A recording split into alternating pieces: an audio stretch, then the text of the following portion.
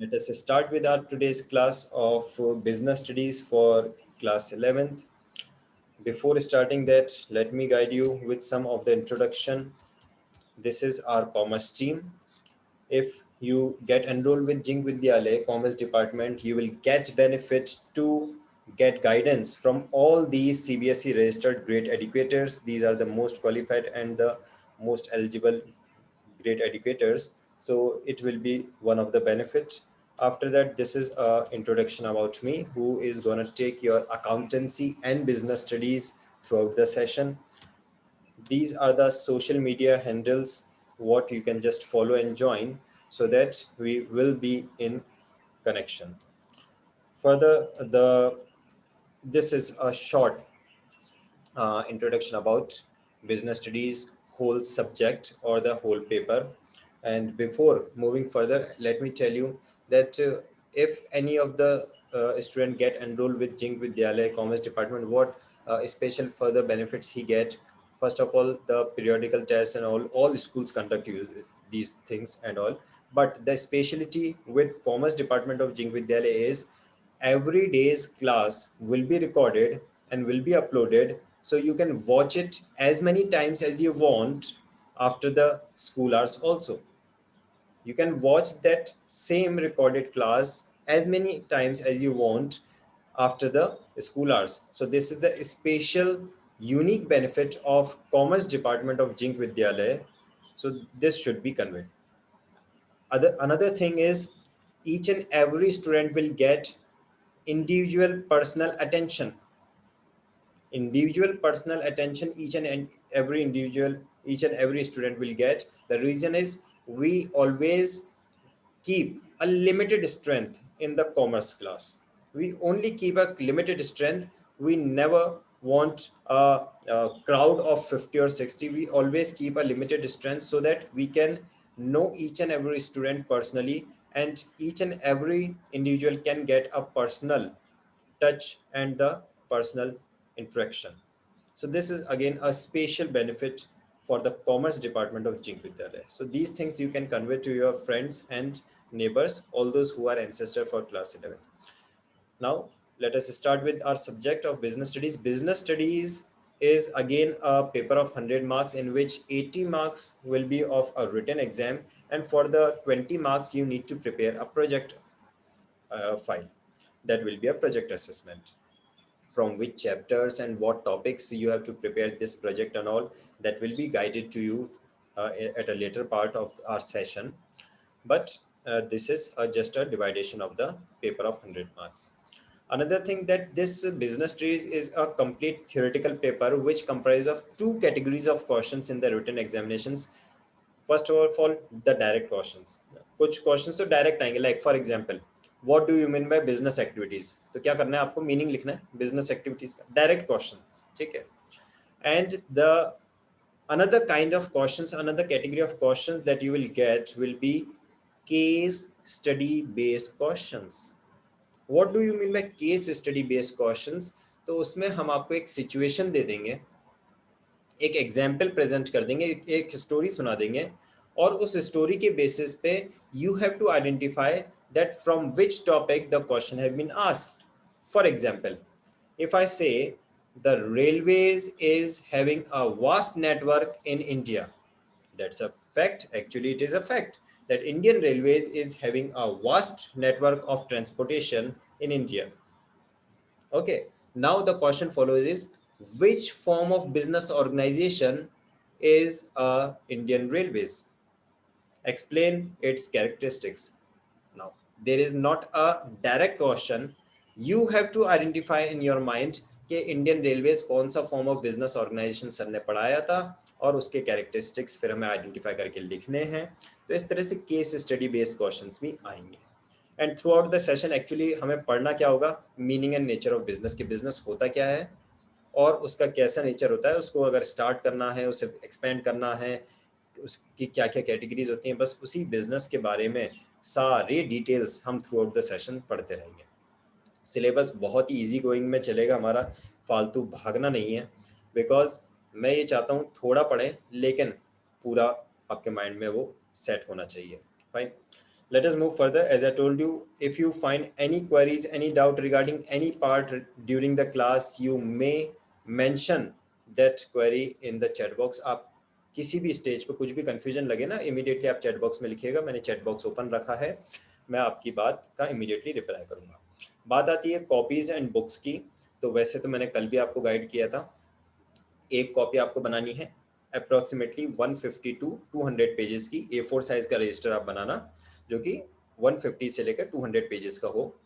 और बात आती है बुक्स की, तो my sincere recommendation is to buy the NCERT book. This is a NCERT book that you have to buy, and make sure that you will buy 2021-22 edition. You have to buy the latest edition only. Business studies की NCERT book old edition purchase मत कीजिएगा। अगर market में old addition available है तो वो ₹2 kilo की रद्दी है। You need not to buy the old edition. Go to the market and buy the NCERT Business Studies book for class 11th of the latest edition. And for the purpose of reference, in case you want to buy any reference book, you can go with the book of the author, that is Sandeep Garg. Sandeep Garg is the author that I would recommend as a reference book. However, our syllabus throughout the session will be covered through NCERT book. This reference book I have just prescribed for your reference purpose. Reference purpose means for your extended learning. आपको extra पढ़ना है, आपको किसी reference book को refer करना है, तो उसके लिए आप संदीप गर्ग धनपत राय पब्लिकेशन की ये बुक है, इसे आप रेफर कर सकते हैं। Otherwise our main base will be with the CBSE recommended NCERT book. CBSE just recommend the NCERT book, so our main focus will be over that. तो आई होप बुक के लिए भी आपको अच्छी तरह से क्लियर समझ में आ गया कि कौन सी बुक आपको परचेज करनी है, कितनी कॉपीज आपको बनानी, टोटल एक रजिस्टर आपको मेंटेन करना है सिर्फ, ठीक है। और डेली की क्लास में मैं जो भी कुछ आपकी स्क्रीन पे शेयर करता हूँ उसे आपको नोट डाउन कर लेना है, या तो अपने माइंड में या अपनी कॉपी में, जैसा भी आपको अप्रोप्रिएट लगे। Fine. So let us start with a short introduction of our today's class. Today it is 12th June and we are just starting with a small short introduction of our subject business studies. The first chapter will comprise of this detailed information of the things that have been presented over the screen, but just now I am just providing you a general explanation. What I have mentioned, the heading, that is classification of human activities. What I have mentioned, the classification of human activities. Human activities का meaning तो समझते हैं ना आप लोग कि एक human being, आप लोग सब ह्यूमन बीइंग है, मैं भी एक ह्यूमन बीइंग हूँ। हम लोग जो भी अपनी डेली लाइफ में एक्टिविटीज़ करते हैं, चाहे हम सुबह सो के उठते हैं, आफ्टर दैट हम ब्रेकफास्ट करते हैं, देन हम पढ़ाई करते हैं, हम मोबाइल चलाते हैं, हम लंच करते हैं, हम कहीं बाहर घूमने जाते हैं in the general times, in the normal times, है ना। अभी लॉकडाउन में नहीं जाना कहीं घूमने, तो हम पूरे दिन में बहुत सारी एक्टिविटीज करते हैं। There are n number of activities that we perform, और सभी एक्टिविटीज को क्या कहा जाएगा, human activities, because these activities are perform by we human beings, so these are the human activities. But these human activities can be classified into two categories, that is economic activities and the non-economic activities. The human activities can be classified or can be categorized into two, that is economic activities on the one hand and the non-economic activities on the other hand. जो भी आपने पूरे दिन में activities perform की, उनमें से कुछ एक्टिविटीज़ ऐसी होंगी जो कि इकोनॉमिक होंगी और कुछ एक्टिविटीज़ ऐसी होंगी जो नॉन इकोनॉमिक होंगी। तो चलिए जल्दी से समझ लिया जाए कि what do we mean by economic activities and what do we mean by non economic activities. तो इकोनॉमिक एक्टिविटीज़ के लिए आपको सिंपली इतना समझना है, any sort of human activity which have been performed, I repeat, any sort of human activity which have been performed with the aim of with the aim of earning livelihood, with the aim of earning money is called economic activity. कोई भी ऐसी activities जो आपने की अपनी livelihood earn करने के लिए, मनी अर्न करने के लिए, उसे हम इकोनॉमिक एक्टिविटी कहते हैं। तो फिर नॉन इकोनॉमिक एक्टिविटीज में क्या क्या आएगा? Any sort of human activities that have been performed, any sort of human activities that have been performed for love and affection, for psychological satisfaction, for interest and beliefs are called non-economic activities. अब एक person है, वो सुबह नहा धोकर अपनी दुकान पे जाता है, वहाँ पे सामान बेचता है, तो उसको उससे कमाई होती है। तो ये कौन सी एक्टिविटी हो गई? इकोनॉमिक एक्टिविटी हो गई। लेकिन दोपहर में जब उसे भूख लगी तब उसने खाना खाया और उसको खाना खाने से सेल्फ सेटिस्फेक्शन मिला, तो ये कौन सी एक्टिविटी हुई? ये नॉन इकोनॉमिक एक्टिविटी हुई। और क्योंकि आज सैटरडे है तो क्यों ना शनि मंदिर चल के या फिर हनुमान मंदिर जाके और शाम को पूजा अर्चना की जाए, तो ये कौन सी एक्टिविटी हुई? ये नॉन इकोनॉमिक एक्टिविटी हुई, बिकॉज उसको सेल्फ सेटिस्फेक्शन, रिलीजियस सेटिस्फेक्शन मिल रहा है अपने माइंड में। उसको किसी तरह का मनी अर्न नहीं हो रहा है, मंदिर जाके पैसे थोड़ी ना कमाई होगी।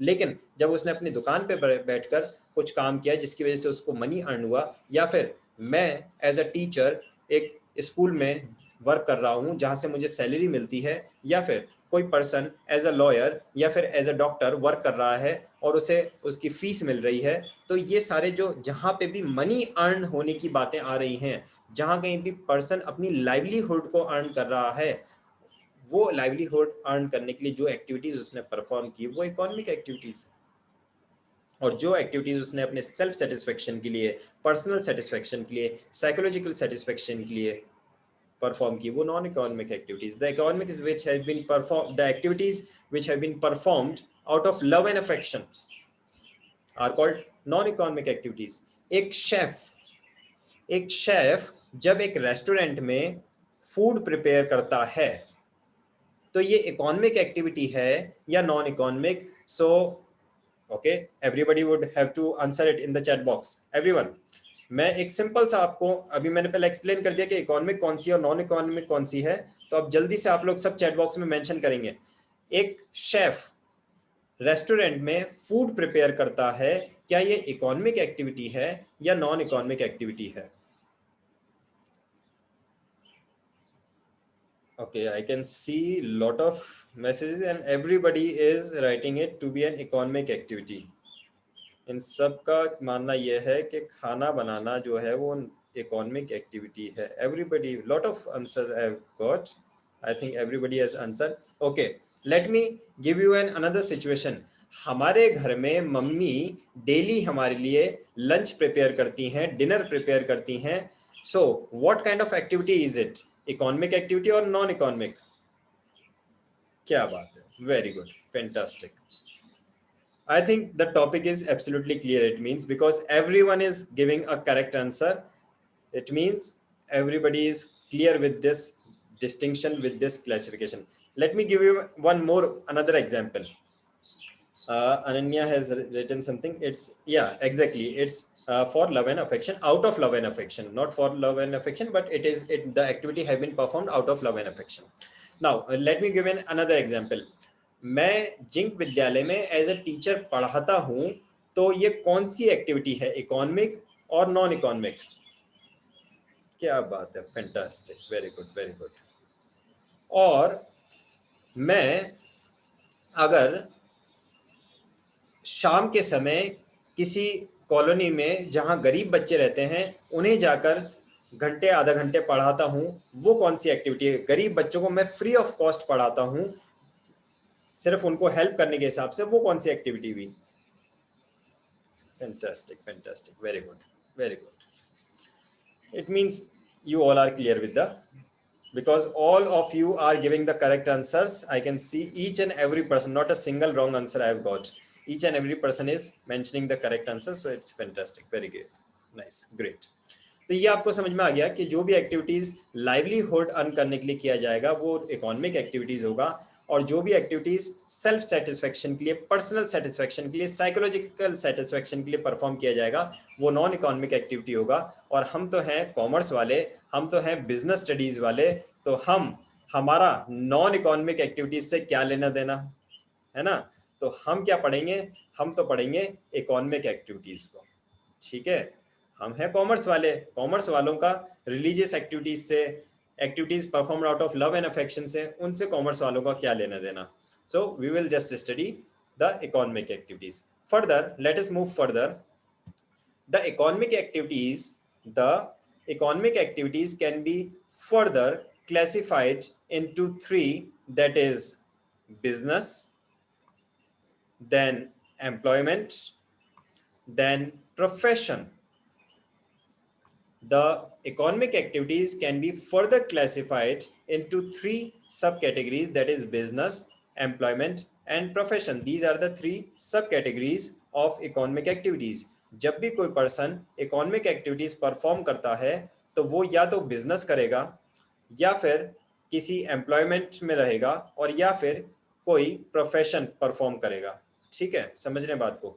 अब बात ये आती है कि क्या इसको हम और किसी वर्ड या किसी और सिनोनिम से जान सकते हैं। तो देखिए, क्या आपने ये वर्ड सुना है, occupation. Normally, it have been asked that what occupation a person performs. Or another word, if I say what in which occupation your parents are engaged, आपके फादर किस ऑक्यूपेशन में ऑक्यूपाइड हैं, वो किस ऑक्यूपेशन में engaged हैं, तो आप कहेंगे आप में से कुछ के पेरेंट्स बिजनेस में ऑक्यूपाइड होंगे, आपके कुछ ऐसे बच्चे होंगे जो बिजनेस फैमिली से बिलोंग करते होंगे, उनके फादर का, उनके रिलेटिव्स का बिजनेस होगा। कुछ ऐसे बच्चे होंगे जिनके फादर किसी ऑर्गेनाइजेशन में एज एन एम्प्लॉय वर्क करते होंगे जहां से उनको सैलरी मिलती होगी। और कुछ ऐसे भी बच्चे होंगे जिनके पेरेंट्स डॉक्टर या लॉयर हो सकते हैं या चार्टर्ड अकाउंटेंट हो सकते हैं, जहां पे उनके पेरेंट्स को फीस मिलती है। दोबारा से मैं बोलता हूँ, कोई एक पर्सन जो कि बिजनेस रन करता है, तो बिजनेस रन करने के लिए उसको जो रिटर्न मिलती है वो क्या होता है, whenever any person performs any business activity, in return what he gets profit।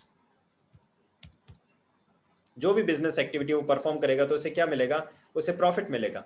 लेकिन वहीं अगर कोई person as a employ work करेगा किसी ऑर्गेनाइजेशन में, किसी भी इंस्टीट्यूट में, किसी कंपनी में, किसी अदर पर्सन के अंडर में अगर कोई व्यक्ति काम कर रहा है, तो उसे इन रिटर्न क्या मिलेगा, उसे इन रिटर्न मिलेगी सैलरी।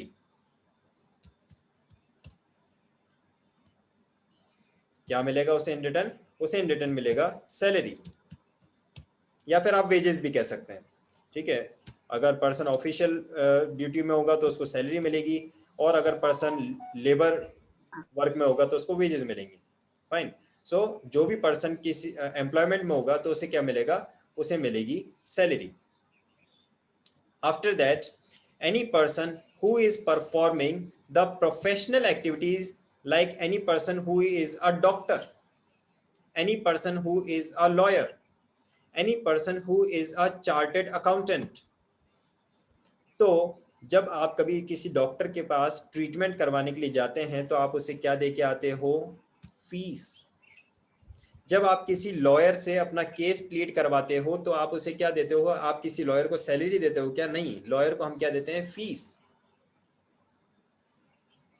तो ये रिटर्न के बेसिस पे आप क्लासिफाई कर सकते हैं, that is economic activities can be further classified into three, that is business, employment and profession. जब कभी भी कोई पर्सन गुड्स का सेल परचेज करता है, गुड्स का एक्सचेंज करता है, गुड्स का मैन्युफैक्चरिंग करता है with the purpose of sale, with the purpose of exchange, जब कभी भी कोई पर्सन प्रोडक्शन एक्टिविटीज में, एक्सचेंज एक्टिविटीज में इन्वॉल्व रहता है, तो इन सारी चीज़ों को हम किस में कैटेगराइज करते हैं, ये सारे जो मैंने आपको एग्जांपल दिए इसे हम कैटेगराइज करते हैं किस में, इसे हम कैटेगराइज करते हैं बिजनेस एक्टिविटीज। पर्सन कुछ प्रोडक्शन कर रहा है, मैन्युफैक्चरिंग कर रहा है, ट्रेडिंग कर रहा है, सेल कर रहा है, परचेज कर रहा है for the purpose of selling, ये सब आता है बिजनेस एक्टिविटीज में, और ये सारे काम करके उसे क्या अर्न होता है, उसे प्रॉफिट अर्न होता है। लेकिन अगर कोई पर्सन किसी और दूसरे व्यक्ति के अंडर में वर्क कर रहा है, if any person who is working under someone else. कोई पर्सन रेलवे में एम्प्लॉय है as a station master or as a guard or as a loco pilot or any of the post। कोई person Hindustan zinc limited में employ है as a manager और as a worker और with any of the post. कोई person zinc विद्यालय में as a teacher employ है। Even जो छोटे मोटी दुकानें होती हैं, सोल प्रोप्राइटर होते हैं, आप अपने सिटी में, गुलाबपुरा में, विजयनगर में, आसपास सिटी में आपकी जो दुकानें हैं मार्केट में, उन दुकानों पर भी ऐसा होता है कि एक तो ओनर होता है और उस ओनर को हम बोलते हैं बिजनेसमैन क्योंकि वो बिजनेस कर रहा है, लेकिन उस ओनर के अंडर में कुछ हेल्पर्स होते हैं, वो कुछ हेल्पर्स को अपॉइंट करता है, उसे हम कहते हैं एम्प्लॉयमेंट। अपनी हेल्प के लिए वो अपने अंडर में कुछ हेल्पर्स को अपॉइंट करता है उस बिजनेस एक्टिविटीज को आगे बढ़ाने के लिए, उसको स्मूथली रन करने के लिए, तो उसको हम बोलते हैं एम्प्लॉयमेंट क्योंकि उसे उसके लिए सैलरी मिलती है। तो एम्प्लॉयमेंट के लिए हम सिंपली कह सकते हैं whenever any person works under someone else and in return he gets remuneration in the form of salary और wages is known as employment. और प्रोफेशन क्या होता है? प्रोफेशन एक ऐसा होता है जहां पे कोई स्पेशलाइज सर्विसेज परफॉर्म की जाती है।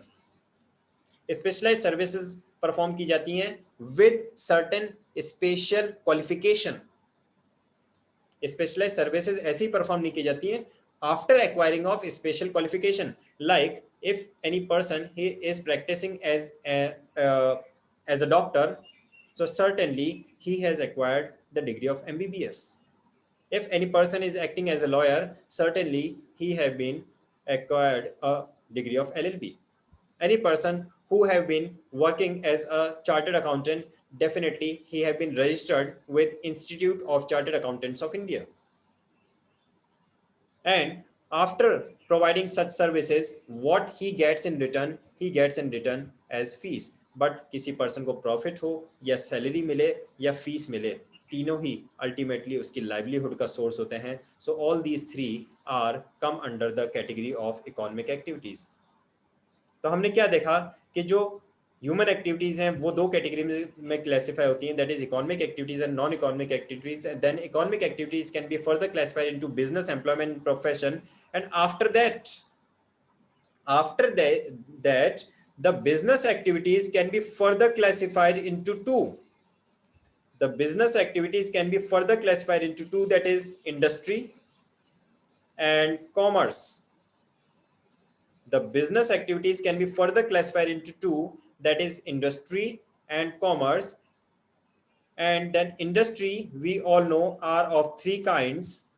We do have primary industry, that is agriculture or mining or fishing. We do have the secondary industry like the sugar mill or a textile mill or the construction activities. And we do have the tertiary industry, that is the service sector, telecommunication industry or the IT industry, who are providing the services. So industry can be further have the three categories, that is primary industry, secondary industry, and the tertiary industry. Primary industry, which is directly related to the nature. Secondary industry, which is mainly concerned with the processing of things. And tertiary industry is also known as the service sector. And commerce, what does commerce mean? जिस stream में आप लोगों ने admission लिया है, कम से कम उस stream या उस वर्ड का मीनिंग तो हमें पता होना ही चाहिए, राइट और wrong? So commerce have been derived from a Latin word known as commercium. Commerce have been derived from a Latin word commercium, and commercium, which means trade. So actually commerce means trade. Commerce can be further classified into trade and auxiliaries to trade. What does trade mean? Trade means buying and selling of goods and services for the purpose of earning profit. और भी ज़्यादा simple में कहूँ तो trade means exchange of goods with money. Trade means exchange of goods with money. That is trade. And auxiliaries to trade, we do have certain examples of auxiliaries to trade that is in the 5 categories. अच्छा, auxiliaries का क्या meaning है? ये जो word लिखा है ना auxiliaries, auxiliaries का मीनिंग होता है हेल्प, हेल्प। सपोर्ट। जी, अगर आपको कुछ भी बोलना है तो आप मैसेज में लिख सकते हैं। अननेसेसरी बीच में अगर आप बोलते हैं तो डिस्टर्बेंस ही होगा, तो आप मैसेज में लिख सकते हैं। Auxiliaries to trade, here the word auxiliaries means the help or the support. तो auxiliaries to trade means the supporting activities to trade or the helping activities to trade. कोई भी ऐसी एक्टिविटीज जो कि ट्रेड को सपोर्ट करती हैं, कोई भी ऐसी एक्टिविटीज जो ट्रेड एक्टिविटीज को स्मूथली रन करने में हेल्प करती हैं, are known as auxiliaries to trade. उसके एग्जांपल्स क्या हैं? बैंकिंग, बैंकिंग हमें पैसा प्रोवाइड करता है, फंड्स प्रोवाइड करता है, कैपिटल प्रोवाइड करता है for the business.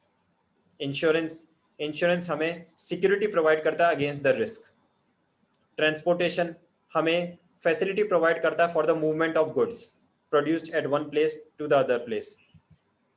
Then advertisement helps us to promote our product and it provides the information of the products to the consumers. And lastly, the warehouses which helps us to safeguard and preserve and store the goods for the long run. आज goods आपने produce किया है तो ऐसा तो नहीं कि आज के आज ही वो कंज्यूम हो जाएगा।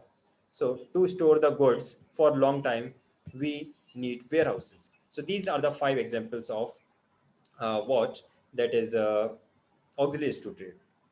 So this was the short introduction about the business studies. Why I am saying this? Because this is the whole syllabus, students of class 11. यहाँ पे जितने टर्म्स आपकी स्क्रीन पे अभी आपको नजर आ रहे हैं ना, थ्रू आउट क्लास 11 आपको बस यही पढ़ना है, इसके अलावा आपको बिजनेस स्टडीज में और कुछ नहीं पढ़ना है। This is the whole syllabus of our class 11 business studies, जिसको मैंने शॉर्ट में आपको यहाँ पे एक इंट्रोडक्शन दिया है। Now, if anybody is having any sort of doubt, any queries in your mind, you may ask. अगर इस रिकॉर्डेड लेक्चर को आप दोबारा देखना चाहते हो तो एज आई टोल्ड यू, ये आपको मेरे यूट्यूब चैनल पे मिल ही जाएगा। आप वहाँ पे इसको चाहे जितनी बार रिवीजन पर्पज से देख सकते हैं। That is all for today's class.